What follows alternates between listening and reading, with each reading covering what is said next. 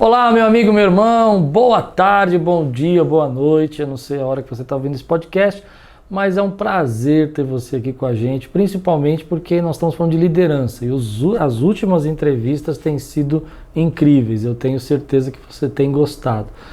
Antes de eu começar essa entrevista, porque vai ser também sensacional, eu queria pedir para que você compartilhasse esse podcast, para que você levasse isso adiante, para a gente pudesse abençoar muitas pessoas com esses temas que nós vamos trabalhar hoje com liderança. Esse é o podcast do pastor Klaus Piragini. Se você está chegando no canal, seja muito bem-vindo e participe conosco, escreva seus comentários, ponha suas perguntas, dê temas para nós abordarmos aqui, serão sempre bem-vindos. E hoje eu estou com um amigo querido, uma pessoa que eu admiro muito. Eu vou dizer que é um jovem, mas assim, é um jovem no sentido de que é uma das pessoas que eu conheço que é um gênio. Já viu um gênio jovem? Para mim ele é um gênio jovem. Eu aprendo muito com ele. Toda vez que eu estou com ele, 5 minutos de conversa é um curso para mim de uma semana, de uma conferência em qualquer lugar. Eu estou aqui com o meu querido amigo, pastor Davi Lago. Que honra, pastor Klaus. Obrigado pelo carinho, pelas palavras generosas. Eu que aprendo muito com o senhor, pastor. Que honra. Eu te admiro. Você sabe que é sincero, você sabe que é verdade. Agora mesmo nós estávamos almoçando e as coisas que você estava me ensinando ali vale muito a pena. O Davi Lago é pastor, ele coordena um estudo da PUC aqui de São Paulo sobre ética e tecnologia. Ética e tecnologia. Tem uma série de outros projetos, escreve, ele tem várias coisas que ele vai contar pra gente. Eu vou deixar você se apresentar melhor. Conta um pouquinho da tua história pra gente. Pastor Klaus, é muito simples, né? Eu nasci aqui em São Paulo, capital. Você nasci em São Paulo, capital. Seu pai era pastor em São Caetano? Meu pai, ele pastoreou muitos anos São Caetano do Sul.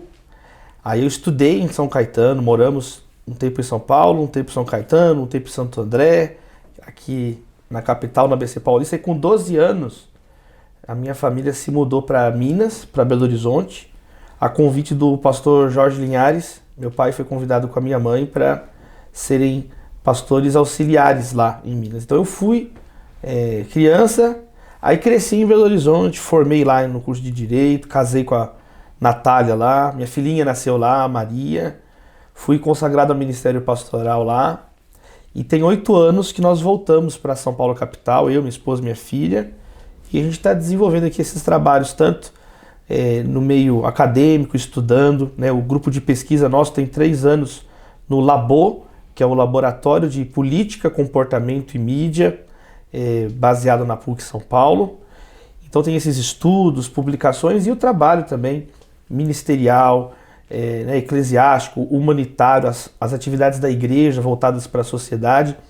Eu sou membro da primeira igreja batista de São Paulo, pastor Paulo Eduardo, querido pastor, e é um resumo. E sou São Paulino também, né? É paulista, paulistano e São Paulino. Isso é bom, isso é bom. Eu sou palmeirense, então, mas tá bom. Vamos lá. Hoje eu quero trabalhar com você. Primeiro eu sei que você tem pelo menos 2 livros que eu conheço, né? Um é o Brasil Polifônico, né? Uhum. O que trata o Brasil Polifônico? O Brasil Polifônico, pastor, ele é parte expandida da minha dissertação de mestrado sobre a igreja protestante e a política. Né?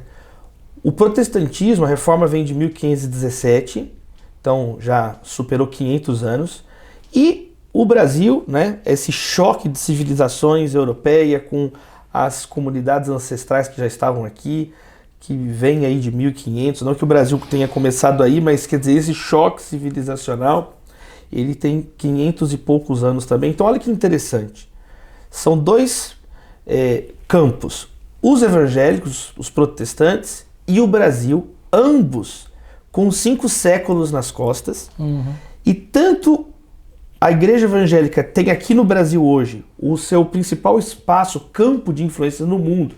A igreja evangélica brasileira, ela está se colocando na dianteira da reflexão missiológica, teológica, né? As novas gerações. Então, a igreja evangélica ela é pulsante no Brasil, diferentemente de outras nações, como o próprio Estados Unidos, que foi, por excelência, a nação protestante por até aqui, né? Mas há um declínio da influência da igreja nos Estados Unidos. Na Europa esse declínio já é bem acentuado. E agora até mesmo em nações como a Coreia do Sul, que no século XX se destacou a igreja na Coreia do Sul. Nas novas gerações já há um afastamento muito acentuado das novas gerações. E no Brasil é o contrário. O Brasil está num momento onde a igreja tem crescido, tem se fortalecido. É um momento decisivo. Mas ela tem sim florescido. Por óbvio, Jesus falou joio no meio do trigo, Sim. mas há trigo no Brasil. E por outro lado, o Brasil também. O Brasil se torna uma nação que vem do nada, né? O Brasil na virada do século XIX para o século XX, o Brasil era um país rural, na periferia da periferia econômica do mundo. O Brasil não participava das grandes mesas de deliberação, de discussão. Isso mudou consideravelmente.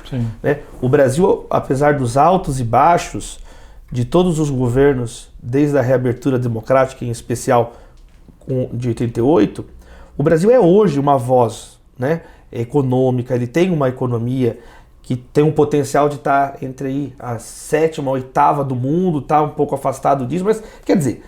O Brasil agora está mais perto das grandes decisões. Ele, apesar de não ser um país que é uma potência militar, ele é uma potência ambiental, né? O Brasil tem a matriz de energia mais renovável do mundo, né? O Brasil tem usinas hidrelétricas, energia fotovoltaica, energia solar, eólica, né? O Brasil tem água, o aquífero Guarani, o rio Amazonas, chuvas o ano todo. Quer dizer, o Brasil é uma nação muito interessante, ela é uma nação chave em todas as grandes questões hoje que passam pelo meio ambiente, que é o tema do século XXI. Então olha que interessante, nós temos aqui um Brasil polifônico, um Brasil que não é mais uma nação católica ou cética, um Brasil que tem uma igreja forte e é um país forte. Então há uma confluência. Então no livro a gente examina um pouco dessa questão com um pouco mais de calma, e a gente procura colocar ali alguns pontos então sobre a convivência dos diferentes credos, agora que o Brasil se torna uma nação majoritariamente evangélica. É mesmo? Majoritariamente evangélica? O Brasil, as estimativas é que na década de 30, em algum momento no início dos anos 2030, alguns afirmam 2032. Vai ser um ano onde as igrejas evangélicas aqui, usando assim, evangélico num termo bem amplo, né? Envolvendo as denominações com maiores ou menores ligações, tanto com a reforma europeia no século XVI, como com o movimento pentecostal no século XX nos Estados Unidos. Quer dizer, essa nuvem, eu chamo de nuvem, essa nuvem de igrejas e de credos em torno desses dois eixos vão ultrapassar, né, o catolicismo, que desde que o Brasil existe, né, enquanto república, foi a principal religião. Então, a pergunta é, né, que tipo de Brasil vai ser esse? Que tipo de evangélico é esse que tem no Brasil? São várias perguntas e subperguntas aí para a gente pensar o nosso futuro. Bem interessante, dá para fazer um podcast só disso. Esse aí dá um tema legal. Aliás, isso tem a ver com liderança, né? Quer dizer, tentar ver o próximo passo. Sim, sim. Hoje nós vamos falar sobre o que é liderar. Liderar é servir, né? Na definição de Cristo. A palavra líder, ela vem de leader, em inglês, que no inglês mais antigo significa aquele que guia, né? Literalmente, uma pessoa que está indo na frente. Sim. Então, alguém que está entrando numa caverna com uma tocha na mão, alguém que está entrando no mato desconhecido com um facão na frente abrindo um caminho. Então tinha essa palavra do inglês antigo, arcaico, que entra nas línguas modernas, a partir do inglês vai para o francês, para o português, e aí a gente fala então de líder. Então líder é aquele que vai na frente. E aí vem então o que é ir à frente? Né? Uhum. Ir à frente mandando, ir à frente se impondo, humilhando. Então na fé cristã a ideia de liderança é uma ideia de serviço, né? Jesus ele ensina que para liderar, para você se colocar, então, de algum modo, mostrando o caminho para outra pessoa, o modo de fazer isso é através de uma vida amorosa, de uma vida de serviço. Então, o que quer ser o maior entre vós, seja o menor, né? O Filho do Homem não veio para ser servido, mas para servir e dar a sua vida em resgate de muitos. Então, Jesus, há 2000 anos, ele redefiniu o que é a liderança. Não foi apenas em um momento no Novo Testamento que Jesus disse isso. Assim. Não é uma frase desconexa, é toda a trajetória de Jesus é marcada por esse preceito, né?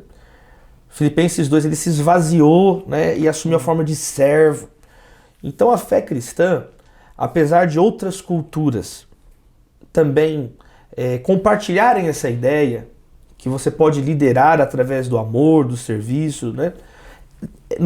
Isso não está em questionamento. É a fé cristã que crava essa ideia de liderança nos últimos 2000 anos. O cristianismo, ele criou o conceito. Que criou o conceito. Agora, existem, por óbvio, infidelidades dentro da igreja, né, Fala um pouquinho preceito. das infidelidades ao preceito.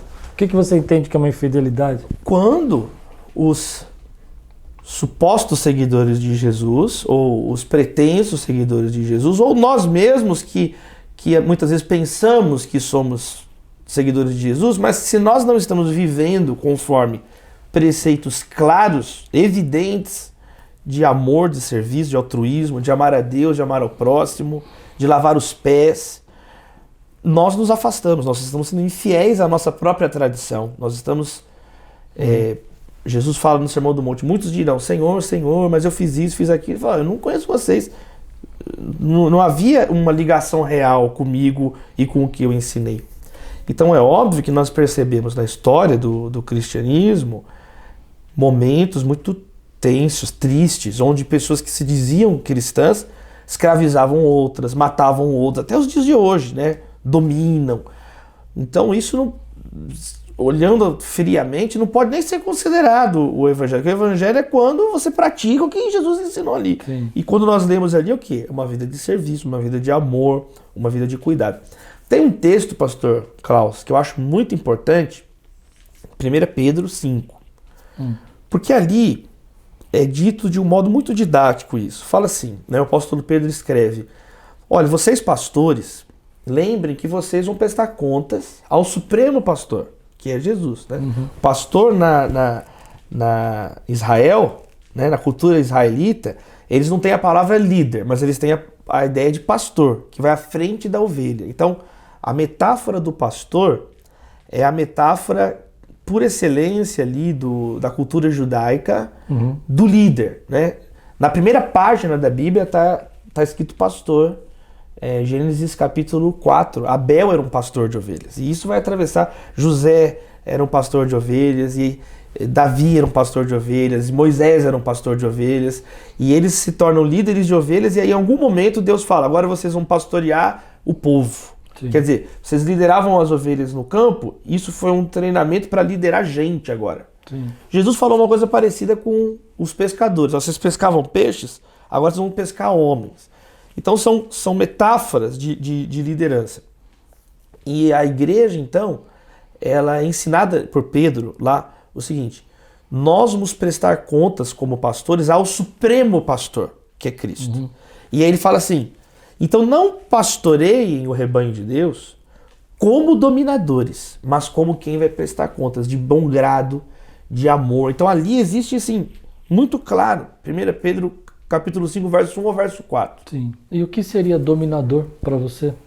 Dominador, nesse texto, né? Nesse texto ele vai falar que por ganância, é a motivação pessoal da pessoa é não amar o outro, mas me impor sobre o outro. Para que ele faça o que eu quero que ele faça. O pastor Rick Warren, ele fala assim, a pergunta que um líder deve se fazer é, eu quero impressionar as pessoas ou eu quero influenciar as pessoas? Sim. O ganancioso, o dominador, ele quer impressionar, ele quer estar acima. Jesus inverte essa lógica. Ele transforma o seu liderado em uma mão de obra. Mão de obra. É isso? É isso mesmo. Que servem a ele próprio. São os pastores de si mesmos. Hum, hum. Entrando então no assunto agora, que eu acho que é o nosso principal tema hoje, você acha que esse é um dos problemas da liderança hoje atual? Sem dúvida, eu acho que esse é um, aliás... O tema que nós vamos trabalhar agora são esses, né? Os problemas da liderança atual, né? Eu entendo que é um dos desafios básicos de todo líder, né? Do ponto de vista cristão. A gente está trabalhando liderança de um ponto de vista cristão, sim. Né? Então, do ponto de vista cristão, se liderar é servir, e servir tem a ver com humildade, né? Com o lava-pés, com Jesus falou, olha, eu sou o mestre de vocês, o líder de vocês. E eu não estou lavando os pés de vocês, façam como meu exemplo. Então, o desafio é esse, nosso ímpeto é para o nosso nome aparecer, o nosso ímpeto é para a gente ser aplaudido. A pessoa que tem algum poder é certa capacidade de gerar obediência, poder é certa capacidade, né, quer dizer, o poder traz prestígio, traz... Então Jesus, ele combate isso. Uhum. Ele trata com a ideia de amor, de altruísmo. Então esse sim é um problema, é o problema do egocentrismo do líder. Do líder que não sabe delegar, que não sabe compartilhar. Se a chave no início, né, da caminhada da pessoa está errada, ela perde muito tempo na liderança, né? Como assim? Porque aí como ela sabe fica... do início está errado na... É aquela velha frase, né? Que adianta correr se você está no caminho errado? Sim. Né? Então muitas pessoas elas começam uma atividade ministerial, mas o início desde o início é para ele próprio que ele está fazendo aquilo. Paulo fala sobre isso em Filipenses. Alguns pregam Cristo por ganância, por interesse próprio. Sim, né? sim. E deixa eles pregando, Paulo fala assim, mas assim, isso não frutifica no curso do tempo. Por quê? Porque Jesus falou, sem mim nada vocês podem fazer. Então quando a gente trabalha sem Cristo na equação, mesmo que eu fale da boca para fora, mas no meu coração, Paulo fala em 1 Coríntios 13, ainda que eu dê o meu corpo para ser queimado. Isso é muito forte que está descrito em 1 Coríntios. Você pode ser um mártir para nada, Paulo está falando. Sem amor não vale nada. Então você pode até ter uma aparência de abnegado, eu estou me entregando por vocês, mas na verdade a pessoa está fazendo isso para ela mesma. Para ela aparecer, para às vezes os descendentes dele colherem algum fruto. E Paulo fala então, mesmo que você, aos olhos das pessoas, seja uma pessoa abnegada ao ponto de sacrificar a própria vida, se isso for sem amor e diante de Deus, você não pode enganá-lo. Né? Diante de Deus você não tem esse subterfúgio. Você pode até enganar as pessoas, Paulo está dizendo, né? Inspirado pelo Espírito Santo. Mas se você não tiver amor de verdade, isso não vale nada diante de Deus. Então é algo muito sério, né? É algo muito sério na liderança de um líder cristão, a questão das suas motivações. Pastor, isso é tão importante. Paulo, quando está ensinando Timóteo, ele fala assim, Timóteo, eu estou te falando algumas coisas aqui, e ele apela, você sabe de quem aprendeu. Você lembra? Porque você aprendeu de mim. Você lembra? Eu lembro das suas lágrimas não fingidas. Você me conheceu, Timóteo. Você me viu. Você dormiu onde eu dormi. Você viu o que eu vi. Você comeu o que eu comi. Ele apela para o relacionamento pessoal dele de confiança. Você conhece a minha motivação, é o que ele está dizendo. Uhum. Então eu vou te falar algumas coisas aqui, Timóteo. Talvez você não vai gostar. Mas lembra quem sou eu. Você é meu filho na fé. Então, essa questão da motivação ela é muito importante, né? De nós termos ela aprumada, né? Tá, mas vamos tentar ir mais fundo nisso. Não é certo que a pessoa se preocupe com ela mesma? Eu vou fazer outro ponto, né? Sim. Eu entendo bem do que você está dizendo, mas muitas pessoas podiam dizer assim, não, mas eu tenho que me preocupar comigo, eu tenho que pensar em mim, se eu não pensar em mim, quem vai pensar em mim? Como é que você equilibra essas duas balanças, né? Entre ser um líder que é para o outro, sem deixar de você pensar em você mesmo? É diferente... Porque esse é um assunto que a gente não fala muito, mas né? Mas é muito importante. É diferente autorresponsabilidade, responsabilidades, sim, é um ponto, né? De você ser uma pessoa gananciosa no sentido bíblico, que é um pecado, né? A vaidade, a soberba, né? Uhum. E aí você dá uma desculpa para a soberba do ponto de vista da responsabilidade. Então, aqui tem um equilíbrio. a responsabilidade é básica para o líder, né? Amar a Deus e amar ao próximo como a si mesmo. Então a Bíblia fala da dignidade, o senso de dignidade do líder. O que é isso? É receber um salário. Digno é o trabalhador do seu salário. Então, o salário é para a subsistência, para a manutenção da sua família. Se você não cuidar da própria família, como você vai cuidar da igreja? Então, para ser um líder, exige que eu cuide da minha família, né? Para Timóteo ele diz, se você não cuidar da sua própria casa, você negou a fé. Sim. E é pior que um descrente. Então, isso faz parte da construção da liderança. Óbvio, ele fala assim, Timóteo, cuida de ti mesmo e da doutrina. Porque se você fizer isso, você vai ser salvo e quem te ouve. Então, ele tem que cuidar dele, ele tem que cuidar da saúde, ele tem que cuidar do palavreado. Existe até ali, seja o modelo, na palavra, ser alguém de compromisso, que fala e cumpre, né? Na fé, no amor, no procedimento. Então, ele cuida dele, ele cuida da família, então vai abrindo o círculo. Aí ele tem condição agora de cuidar da igreja. Então, a autorresponsabilidade do líder é muito importante, é muito importante. Agora, isso é diferente do líder que é o pastor de si mesmo. Judas condena esse líder, né? Na verdade, desde o Antigo Testamento, os profetas falavam de líderes que viviam para si. E é muito claro ver uma diferença, né, de uma pessoa que quer cuidar do filho, cuidar da filha, daquela pessoa que quer arrancar o couro dos outros. Você tá entendendo? Uhum. É isso que é uma coisa que às vezes é um choque também, né, na fé cristã. A fé cristã, ela exige do líder certa moderação. Todos os grandes líderes cristãos na história, eles tiveram certa moderação. Muitos foram ricos, abastados, mas não era um negócio estúpido, sempre compatível com assistência aos mais pobres. Billy Graham, vamos falar de Billy Graham. Billy Graham teve um funeral de chefe de Estado, sim, que só 4 pessoas receberam sem ser, né, presidente dos Estados Unidos. Então, não precisa falar nada, é a honra máxima do país mais poderoso da Terra, né? Sim. Na época era o presidente Donald Trump, estava lá quase ajoelhado, quer dizer, ele recebeu glórias humanas. Agora, quando você pega a vida dele, no início do ministério, quando ele começou a receber muita influência, muito poder político, internacional, o Billy Graham teve força maior que quase todos os papas da era moderna, né? Em termos proporcionais.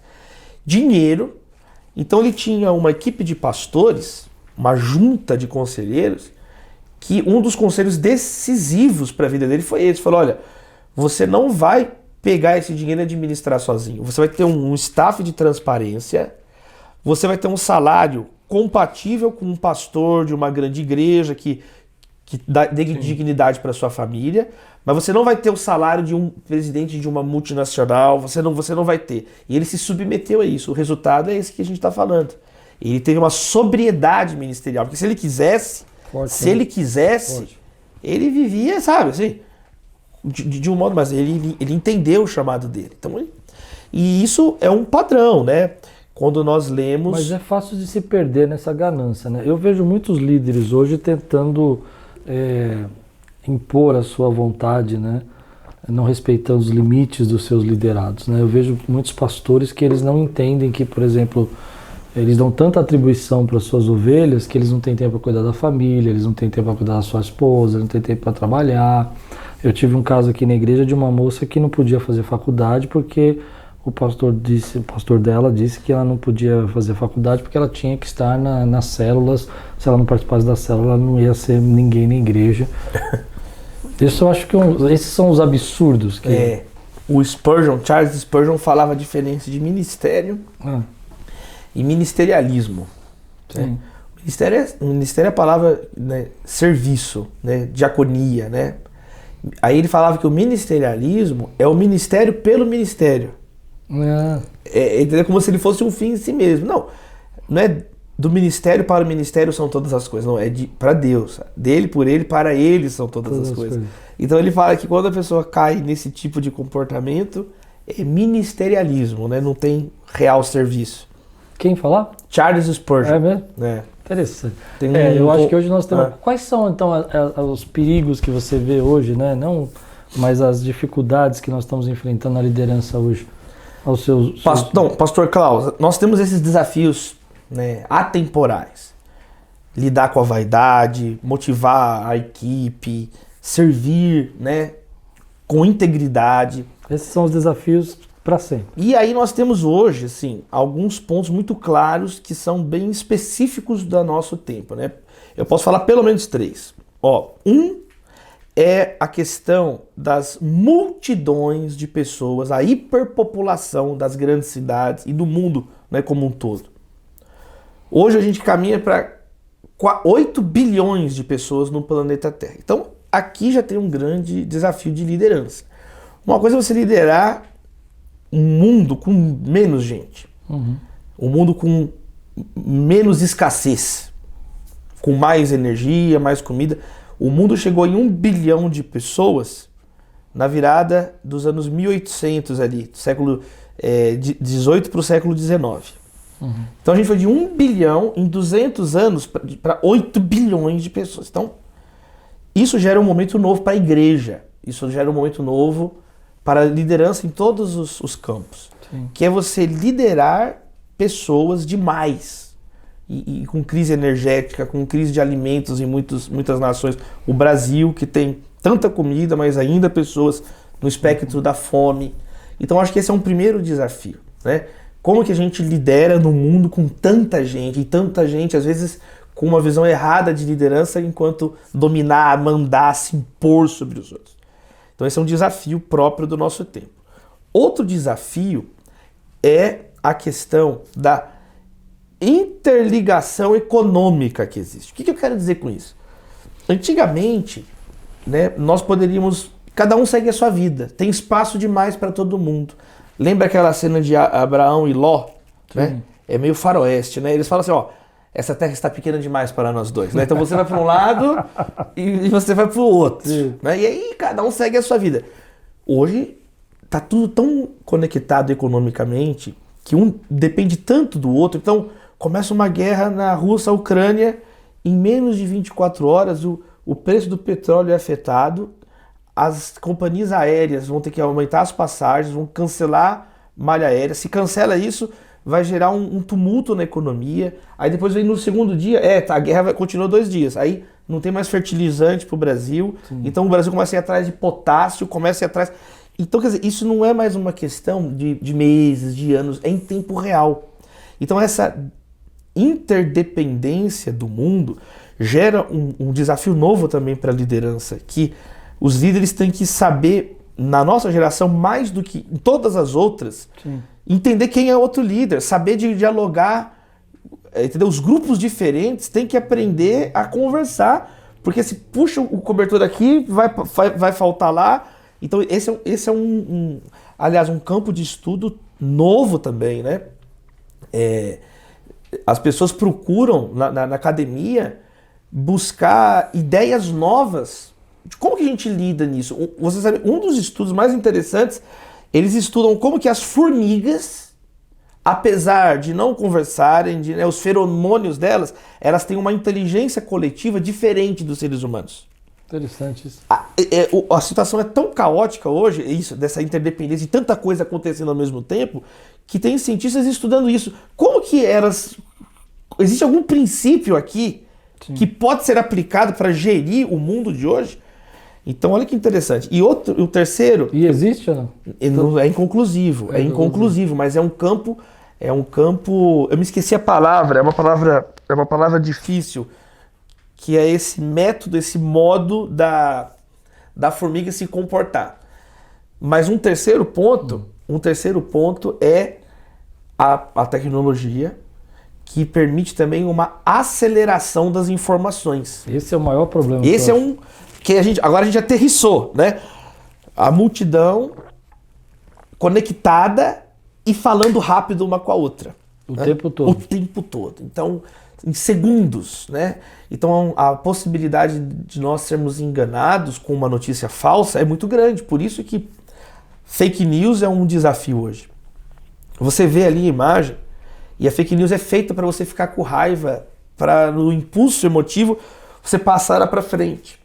Por quê? Porque você passa aquela notícia falsa para frente e o criador da fake news está sendo beneficiado, porque ele quer, às vezes, macular a imagem de outra pessoa, né? Desmoralizar, ou ele quer só o clique, porque ele vai rentabilizar de algum modo, ganhar algum dinheiro, monetizar os clickbait. São sites que se você tem ali o acesso, aparece uma propaganda, então ele ainda ganha dinheiro. Então, olha que situação. Então, é um período que a liderança... Por favor.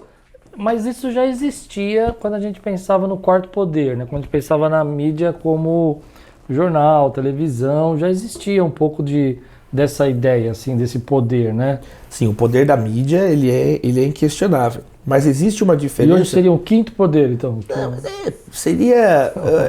Ou uma extensão. Na verdade, é uma situação que você está descentralizado. Né? Essa é uma diferença. Quando fala de poderes da República ou a metáfora do quarto poder, né? Se fosse um poder mesmo, seria uma imprensa oficial, né? Mas assim, é uma metáfora que ela é tão importante que ela se equipara a uma espécie de poder. A diferença é que não é centralizado, né? No Brasil, você então, tem... qualquer um pode lançar o que quiser. Qualquer um. Pode derrubar a bolsa. Então são 7 bilhões, 8 bilhões de pessoas falando ao mesmo tempo com 8 bilhões de pessoas e gerando conteúdo. Então o grau de desnorteio é muito, muito acentuado. Sim. É muito rápido o grau de desnorteio. Então a gente vive numa sociedade cacofônica, que um fala uma coisa, o outro entende outra. Nós aqui conversando às vezes podemos nos desentender, eu querer dizer uma coisa e o senhor entender outra e vice-versa. Imagina desconhecidos de outros países e com gente pilhando. Então isso é um desafio para a liderança, né? O desafio de saber ler uma informação, de entender rápido, de descartar. E a Bíblia, claro que a Bíblia fala sobre... não são... Óbvio, eles não são desafios únicos, exclusivos, mas eles são um exagero, uma dilatação de desafios antigos. Todos os líderes precisaram reter o que é bom. Mas percebe, hoje a gente tem que reter o que é bom, não deu almoço, você já foi bombardeado com várias notícias. Sim. Então são desafios novos, não sobrecarregar nossa cabeça, saber não ficar viciado na tecnologia, tempos desafiadores. E mais, pastor, nós estamos, acho que, no começo disso, né? A velocidade das inovações tecnológicas, ela encurtou. Sim. Então muita coisa ainda é provisória. Talvez o vídeo ele desatualize muito em 10 anos. Esses desafios já pioraram. É outro tipo de forma. Mas a igreja, ela enfrenta a fake news. A gente vê muita fake news na questão política e tal. Mas assim, você acha que a igreja está sujeita a fake news? Total. Eu acho que a igreja está muito sujeita, né? A igreja deveria entender mais sobre notícias. Afinal, o evangelho é uma boa notícia, né? Nós somos evangelistas, nós somos portadores de boas notícias. E a igreja evangélica, em especial, inventou a imprensa moderna, né?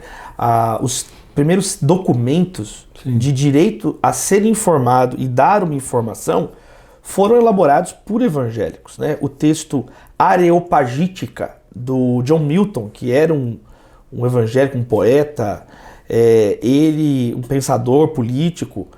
Esse documento é o primeiro documento, quando a gente estuda sobre direito à informação, o primeiro texto é esse. Então, quer dizer, os evangélicos, eles sempre estiveram muito à frente dessas discussões. E hoje, me parece que não. Me parece que, especialmente a igreja evangélica no Brasil, ela está sendo aí a questão da infidelidade à nossa própria tradição. Uma visão um pouco reacionária. Em que sentido reacionária? Eu não entendo isso, eu vou falar contra. Eu não vou me esforçar de refinar, de então entender... E isso, o reacionarismo, essa reação meio instintiva, agressiva, primeiro que ele é contrário ao domínio próprio do Espírito Santo, né?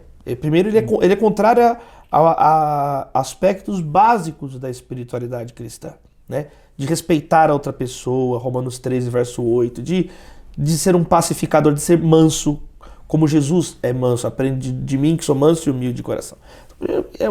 mostra alguma coisa de uma espiritualidade que se afasta, né, do que Jesus ensinou. Totalmente. E segundo, que é improdutivo do ponto de vista histórico. A gente lê na história, né, que esses movimentos, eles têm um sucesso às vezes instantâneo no momento, mas na próxima geração muda o que eles tanto gritaram. Por quê? Porque não enfrentaram um problema de frente, não enfrentaram um problema do ponto de vista das leis, de pensar, de buscar categorias na própria Bíblia, argumentos. O John Stott, ele falava de vários modos que a igreja pode enfrentar os desafios, né? Oração, argumento, ação social e política. Então, vamos falar um pouco disso. Que Deus nos dê graça. Eu estava pensando aqui no primeiro momento da palavra, né, quando o homem cai, de uma certa forma, o primeiro a criar o fake news foi a serpente. Né? A mentira já existe. Desde, a serpente falou, que mentiras estão por toda parte. Agora, assim, mentira comprada, falsa, tem uma que é demais, que é quando Jesus ressuscita. E eles pagam os soldados para falar que os discípulos roubaram o corpo. Sim. No final do Evangelho de Mateus, capítulo 27, 28. Quer dizer, eles já tinham financiamento para a notícia falsa, né? Eu acho que um dos temas que a gente trabalha na liderança é a informação, né? Porque quem te informa também te deforma, né? Muito bom. E aonde você está buscando essa informação, né? Sim. Por exemplo, às vezes quem está te informando é uma pessoa que pegou um fake news, até bem intencionado, né? Não imaginou que fosse um fake news, mas passou para frente aquilo, te informou dentro da sua liderança, dentro da igreja, dentro do teu trabalho, e deformou todo o teu relacionamento com pessoas que não tem nada a ver com a história, né? Eu me lembro de algumas situações que eu já vivi na minha liderança, onde a pessoa vem e me traz uma informação, e aí quando eu vou tirar limpo aquela situação, não tem nada a ver aquela informação, mas eu estava completamente absorvido, né, angustiado, triste com uma informação. Então, saber lidar com isso hoje é um desafio, como você falou, pela quantidade de informação que a gente tem, né? Parece que está todo mundo bombando e você não. O texto de Tiago, né? É pronto a ouvir, tardio em falar e tardio em irar. Parece que a gente inverteu. A gente fica irritado de cara, né? Pronto a irar? Já está irritado, pronto para falar e se ouvir se der. Então, se ouvir se der, eu gostei disso. A gente precisa ouvir, né? Jesus ouvia as pessoas e ele já sabia o que a pessoa ia falar, imagina nós, né? Então é muito importante. Será que esse medo da gente ouvir não é porque a gente tem medo de se perder? Medo de sofrer, mas esse é o chamado do cristão, né? Como assim? A pessoa que não escuta, primeiro porque quando você abre, né, para ouvir, para ver, né, o Eclesiastes fala que quanto mais ele via as coisas, ele ficava triste, né? Quanto mais ele conhecia coisas, mais triste ele ficava. Mas ele sentia... Essas são as letras pequenas do conhecimento. Todo mundo quer saber as coisas, mas existe no contrato do conhecimento uma letra miúda lá no contrato, ó, mas quem sabe mais sofre mais. E ouvir tem a ver com isso, né? Você, o viador das pessoas, né? O pastor, principalmente um líder, tem que estar preparado. O líder tem que ter estômago, né? Paulo fala para Timóteo, ó, não toma só a água para cuidar do teu estômago, senão você não vai ter força, né, física. E o estômago aqui não só como algo físico, mas a capacidade de digerir informações, né? Sim, é legal que a palavra de ruminar, a vaca que rumina, o boi que rumina, é a mesma palavra de pensar, de ruminar o pensamento na cultura de Israel, né? Então o Salmo 1, na tua lei medito, na tua lei rumino de dia e de noite, ela é usada para as duas coisas. Então, quer dizer, o digerir informações, digerir pensamentos, e aí muitas vezes nós não queremos digerir uma coisa ruim, é mais cômodo, né? Ficar só ouvindo notícia boa, quem não quer só ouvir notícia boa? Mas como é que eu sei que aquilo é um fake news? Como é que eu sei que aquilo é uma informação? Agora fake news tem várias maneiras, né? Assim, você está fazendo um estudo sobre isso. Várias maneiras. A educação contra a mentira. Assim, a primeira... A educação contra a mentira. Educação informacional, alfabetização informacional, né? Tem várias coisas, algumas. Primeiro, o grau de absurdidade da notícia.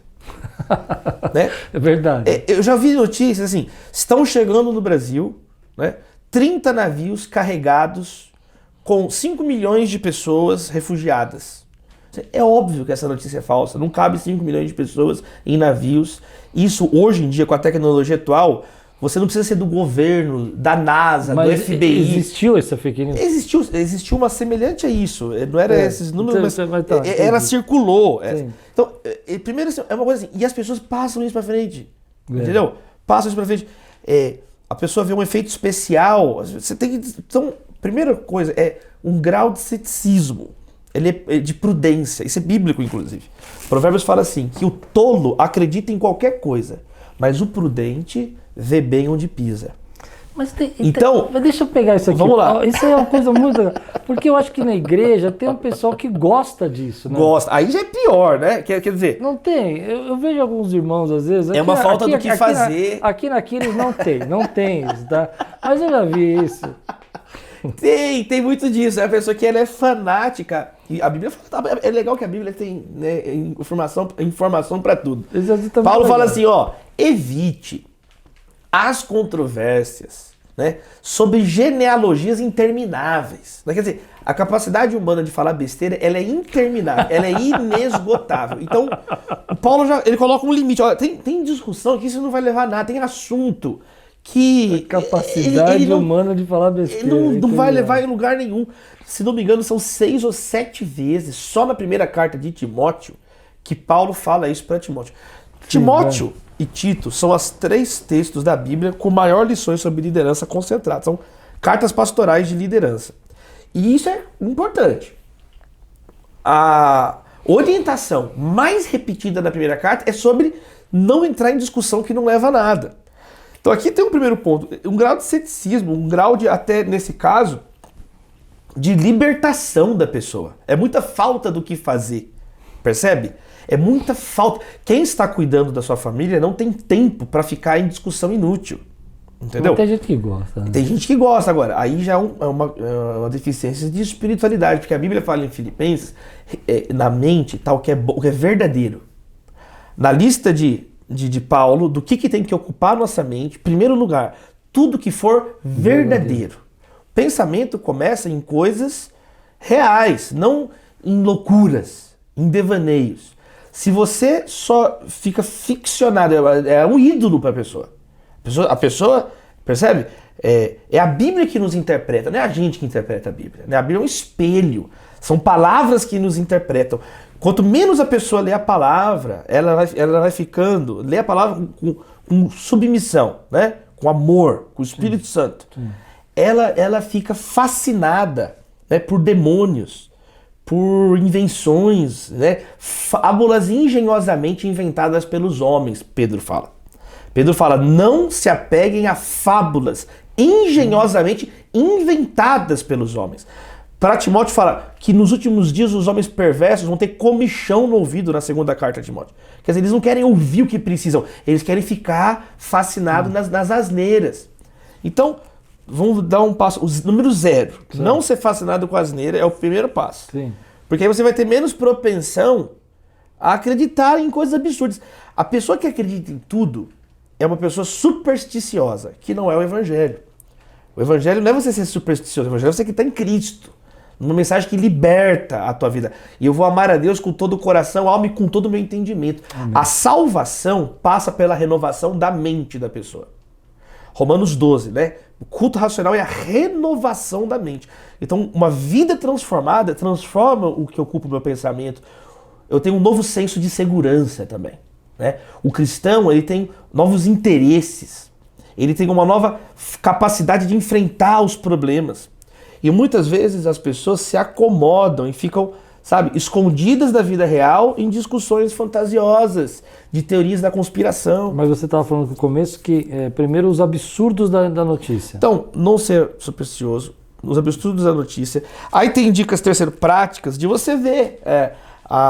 Os jovens são mais treinados para isso. Ele bate o olho, ele vê quando uma foto está editada, com Photoshop. Algumas são deep fake news, que é até um vídeo que você pensa que é a pessoa, né? Eu vi um outro dia o camarada assim, aqui aparecia ali, tão bom mas feito tem algum, que eu falei, não é possível. Muito mal feito. Aí tem uns que são muito mal feitos. Então você vê esse aqui, aí é checar a fonte, né?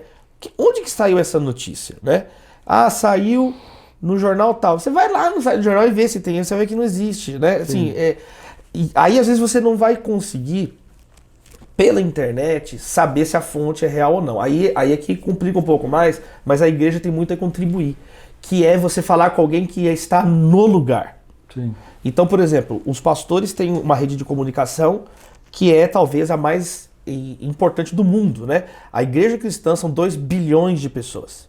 Então, nenhuma rede humana de carne e osso, analógica, concreta, é maior do que a igreja cristã. Tem um texto muito legal sobre isso do pastor Rick Warren, que foi publicado na revista Forbes, nos Estados Unidos, que é The Power of the Parish, o poder da paróquia, onde ele vai desenvolver essa ideia que a igreja é a maior rede. Então, quando teve a guerra na Ucrânia, a primeira coisa eu liguei para pastores, amigos de pastores na Ucrânia, e a gente recebeu o relato em tempo real do que estava acontecendo lá. Ó, estão falando que está estourando bomba aí, como é que é? Está estourando bomba, entendeu? Ligamos para a Sociedade Bíblica do Brasil, para redes de missionários. Então, isso é uma coisa legal. Ó, aconteceu tal coisa, então procura se informar com alguém que está lá em Teresina, no Piauí, em Manaus, no ABC Paulista, no litoral, e aí você checa se é verdade ou não, liga para a pessoa, percebe, para a gente não ir para o próximo assunto, mas tem maneiras da pessoa se blindar. E acima de tudo, uma pessoa de Deus, para fechar esse ponto, agora falando de cristão para cristão, nós temos o Espírito Santo na nossa vida também, sabe? Orar, discernir espiritualmente, e não ser afoito, ser pronto a ouvir e tardio para passar a notícia para frente. É que às vezes eu acho que uma das artimanhas assim, do inimigo é ele chegar e jogar isso dentro da igreja, essas notícias, essas conversas, né? E existem pessoas que eu percebo que talvez falte um pouco de maturidade, né? Eu entendo que isso que você está dizendo, de checar, de olhar, de ter um ceticismo, é uma questão de maturidade. De educação, né? São desafios novos também, né, pastor? São. Acho que todos nós estamos aprendendo. Eu já caí em fake news, já caí. Todo mundo já caiu, né? Nem que for, às vezes, algo inocente. Por exemplo, mandaram essa semana pra mim, o Luciano, jogador de São Paulo, vai pro Corinthians. Eu acredito, não é possível, mas como assim? E falei, vocês estão brigando comigo, eu fiquei triste à toa. O Lucigol tá no São Paulo. Então, todos nós, numa brincadeira ou não, sim, porque, querido, a gente tem uma relação de confiança com um amigo. Ele te manda uma notícia. A nossa tendência natural é acreditar. Então, por isso que a gente tem que ter esse cuidado extra hoje em dia. Eu sou ingênuo. A pessoa manda os recados assim, eu demoro um pouco. Mas eu aprendi uma coisa, isso que você falou eu já faço. Quando eu vejo que a matéria é grande demais, é um absurdo, que nem você falou, uma coisa assim improvável, né? Eu já paro e já dou risada, que eu já recebo, já falo, isso aqui é fake news. Eu não me lembro de nenhuma agora, mas eu me lembro de um que eu recebi de um pastor uma vez, que olhando ali, falava uma série de coisas e tal, e eu falei, isso aqui não tem cabimento, né? Não tem como ser isso aqui, verdade, né? Não tem como estar acontecendo. Eu acho que isso amadurece. Às vezes eu acho que nós somos ingênuos por isso, porque as pessoas são nossos amigos, elas vêm falando com a gente, né? E a gente vai trabalhar. Então, por exemplo, para a gente tentar entender isso que nós estamos falando, tem uns desafios hoje, né? Você usou uma outra palavra, não é um desafio que você usou. Você usou uma palavra, achei mais interessante, que é as preocupações, né? Desses temas, sim. Os temas são a questão do crescimento da população. Sim, são fatores próprios do nosso tempo. Então crescimento da população. Poderíamos falar outros, mas assim, um mundo hiperpopuloso é uma coisa nova.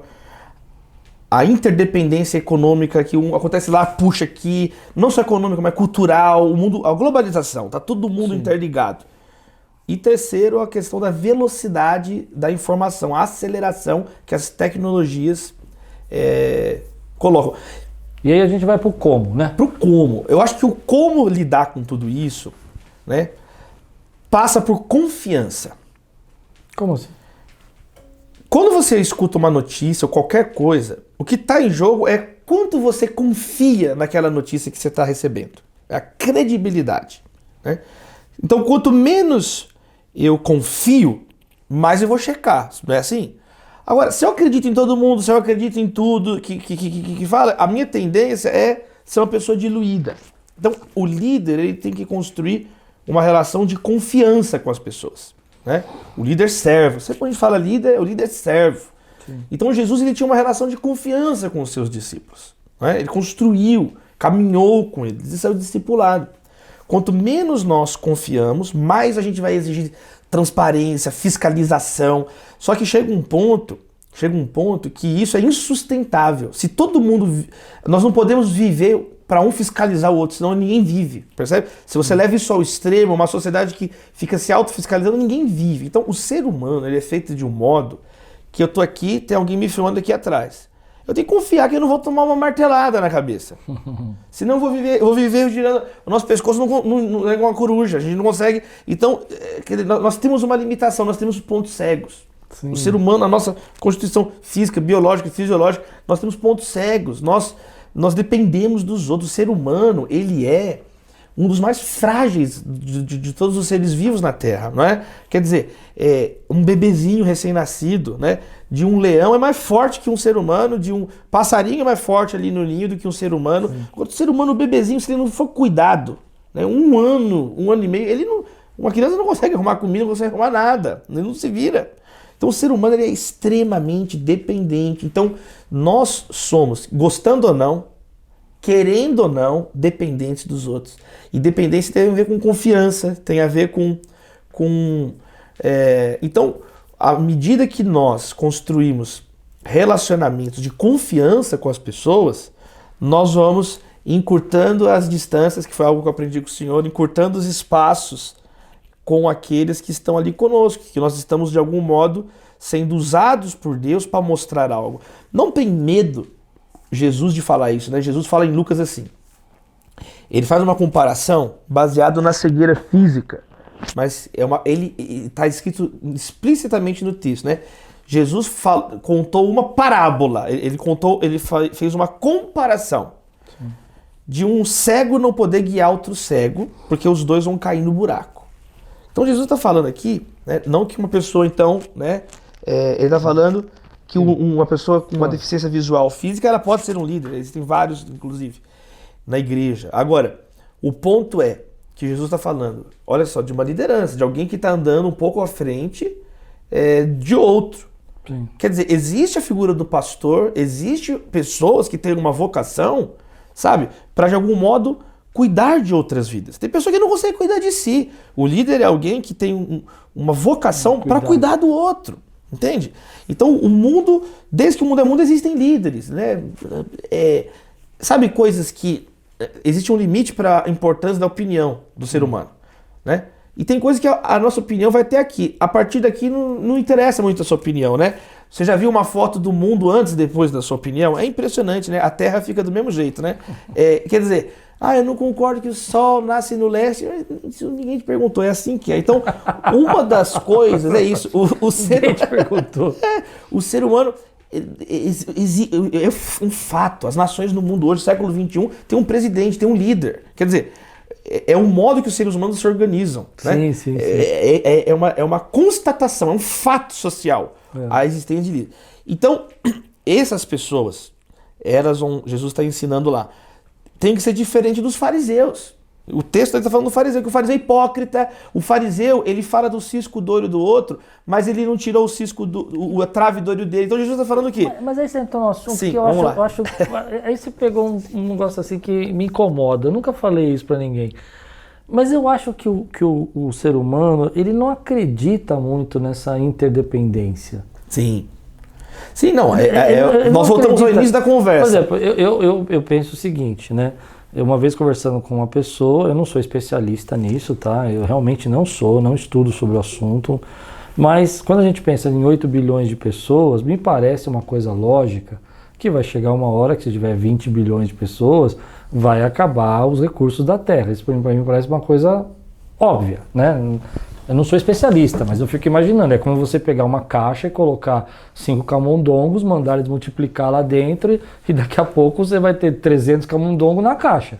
Os especialistas dizem que vai estabilizar esse número, vai começar a ter um declínio, né? Dizem os especialistas. Eu espero que não seja através de pandemias, né? Em nome de Jesus. Amém. Mas eu entendo que... Mas às vezes eu conversando com pessoas sobre isso, né? Por exemplo, não só sobre essa questão da quantidade de pessoas, mas também nessa questão, por exemplo, de algumas coisas que a gente escuta. Eu me lembro quando o dólar subiu, e eu escutei algumas matérias na internet também, não sou especialista nisso, mas eu entendo que para mim parece lógico, né?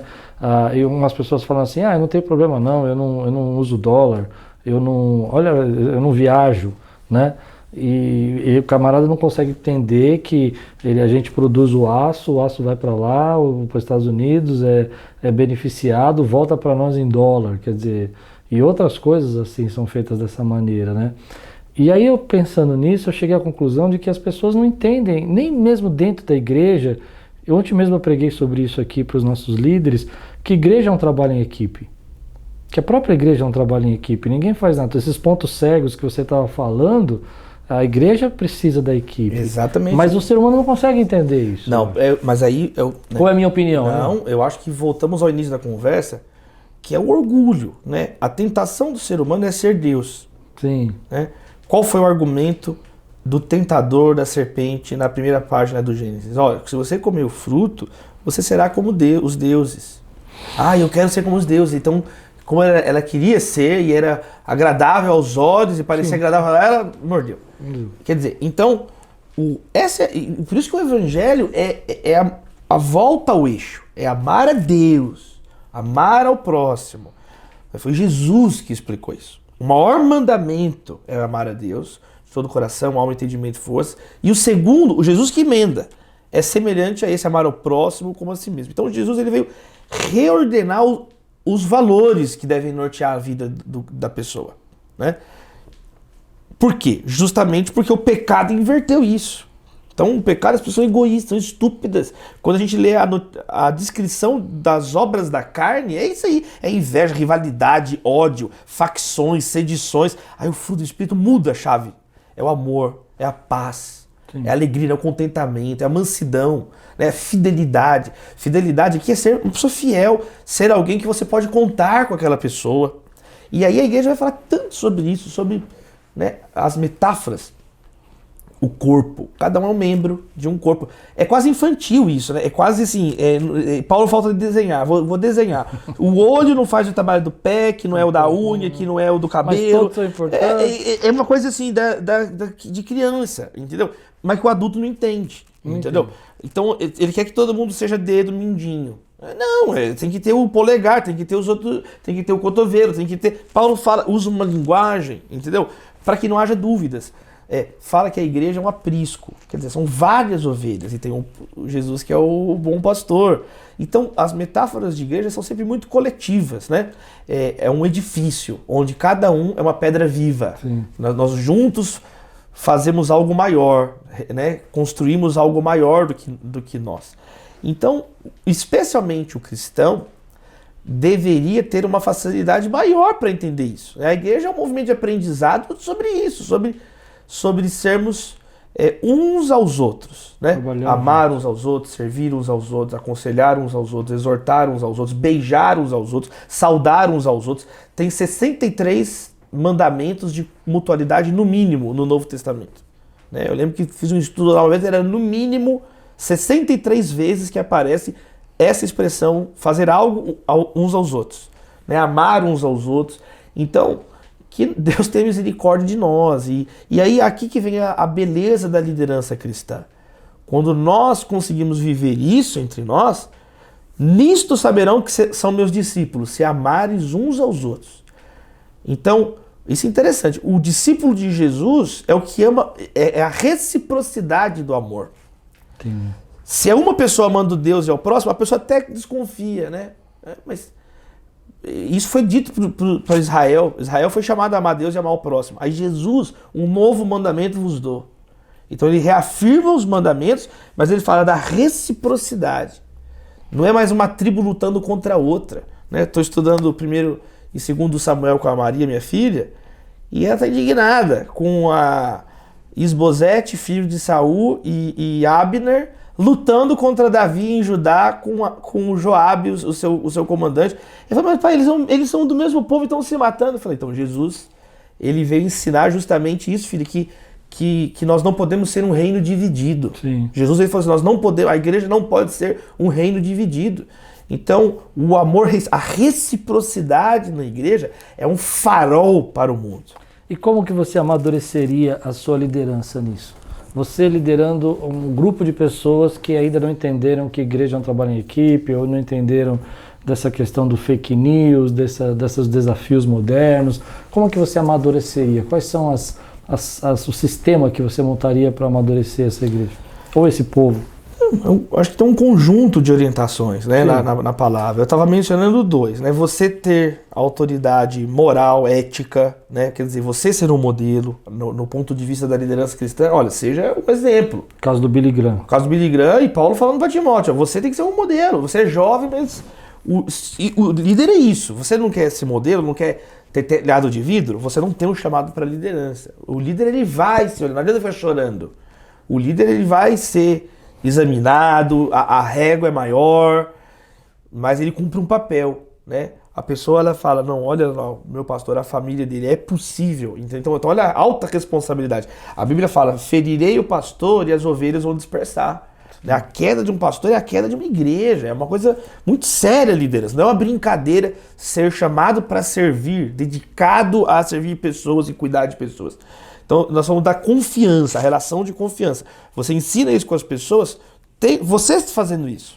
Quando você sabe respeitar, valorizar, elogiar a pessoa, reconhecer o trabalho da pessoa, e aí a pessoa vai pegando o teu jeito. Ela vê que você reconhece tudo, ela começa a reconhecer nos outros, né? Segundo, eu estava dizendo, de não ter medo de ser líder, como um cristão, né? Era o exemplo que eu estava dando. Jesus falou, ó, um cego não pode guiar outro cego. Então você tem que dizer, não, eu quero ter uma visão. Eu quero saber dar um passo.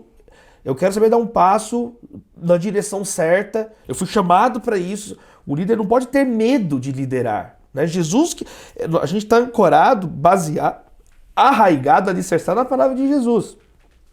E Jesus levantou e presenteou a igreja com pessoas assim, como a Bíblia diz, né? O terceiro é o próprio estudo da Bíblia, sabe, pastor? Porque na grande comissão ali, Jesus fala, olha, ensinando tudo o que eu ordenei. Então a igreja, ela é um movimento pedagógico de ensino, entende? Se nós não mostrarmos na Bíblia, ensinarmos essas coisas, a igreja é atropelada pelo pensamento de fora. Se a nossa mente não está com o modo que a Bíblia nos orienta, nós vamos começar... Fica tranquilo, alguém vai falar o jeito que você tem que agir, né? A cultura humana, eles vão ocupar. Então, se a igreja não se posiciona sobre a importância do um ao outro, da comunhão, do amor, do serviço prático, da misericórdia, de presentear alguém, de saber valorizar alguém, quem que vai ensinar isso? Isso é a igreja que ensina. Onde que vai ter esse ensinamento? Em lugar nenhum. E aí fica esse vazio, né? E as pessoas pensam, então, que liderar, que viver é maltratar o outro, é humilhar a pessoa, verdade, é não ter respeito pela história e trajetória da outra pessoa. Um mundo extremamente egoísta. A vida sem Deus é muito triste. A vida com Jesus, ela já é difícil. Sem Jesus é um suicídio, entende? É muito triste a vida humana. A vida tem guerra, a vida tem pessoas, mulheres que são violentadas. As notícias são muito deprimentes. Por isso que a gente tem que pegar a boa nova, né? A boa nova. Uhum. Amém. Meu pastor querido, pastor Davi Lago, suas considerações finais para a gente acabar. Que Deus tenha misericórdia de nós, né? Já tem uns 4 outros assuntos para falar aqui, mas senão vai ficar 3 horas. Que Deus tenha misericórdia de nós. Quero agradecer. Eu que agradeço. Não, estou muito feliz por essa oportunidade, e que Deus tenha misericórdia da liderança. Quem sou eu para falar aqui as coisas, né, pastor? Mas assim, é um pouquinho do fundo do coração, 2 décadas aí viajando, pregando para jovens, então fica aqui um conjunto de considerações do fundo do coração de alguém que tem aí, pelo menos na juventude, observado, percebido algumas coisas, que Deus tenha misericórdia de todos nós. Como diz a palavra, né? Aquele que está de pé, vigie para que não caia. Amém. Eu acho que foi excepcional. Essas questões dos nossos desafios de hoje, muita gente, a dificuldade de aceleração de informações, eu acho que todo mundo está afetado com isso. É um convite para pensar também, né? O podcast, né? Um convite para pensar e juntos refletirmos. Muito obrigado, viu, meu querido? Muito obrigado. Queridos, que Deus abençoe a vida de vocês. Não esquece de colocar seus comentários aí, compartilhar, que vocês tenham uma semana de graça aí. Tudo quanto fizer, prosperará.